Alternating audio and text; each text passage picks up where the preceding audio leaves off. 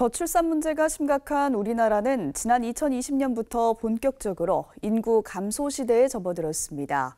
CBS TV 파워 인터뷰에 출연한 세문안교회 이상학 목사는 우리 사회가 저출산 문제를 극복하려면 생명보다 경제적 이익을 우선시하는 우리 삶의 가치관이 변화돼야 한다고 강조했습니다. 최경배 기자입니다. 합계 출산율 0.8명으로 세계 어느 나라보다 낮은 출산율을 보이고 있는 우리나라는 지난 2020년부터 본격적으로 인구 감소 현상을 보이고 있습니다.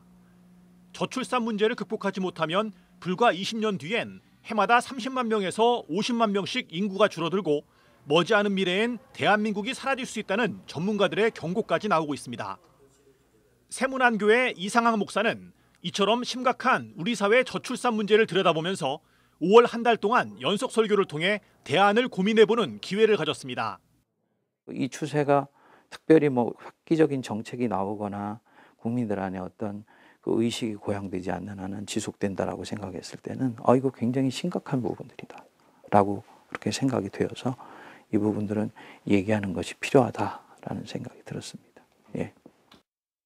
이상학 목사는 산업화로 인해 경제적 수준이 높아지고 여성의 자아 성취에 대한 관심이 높아진 것이 저출산 문제의 원인이며 이는 산업화 과정을 거친 서구 사회가 먼저 겪은 일이라고 설명했습니다.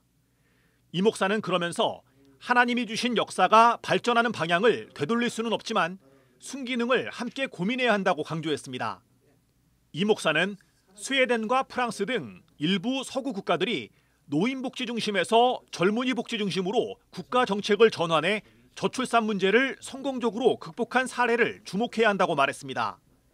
그리고 무엇보다 전통적으로 소중한 가치인 생명권이 경제적 가치에 내몰리게 된 현실을 돌아보며 가치관 전환 운동이 함께 일어나야 한다고 강조했습니다.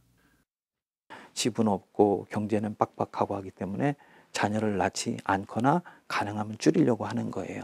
근데 그 고려 자체가 사실은 경제주의적인 판단에 의한 고려죠. 과연 우리가 가정을 이루고 자녀를 낳고 후손들에게 믿음의 가치들을 전수하고 혹은 우리 사회의 공동체 가치들을 전수하면서 나라와 민족이 번영하는 부분들이 이런 경제주의에 있어 정말 결정될 요인이냐.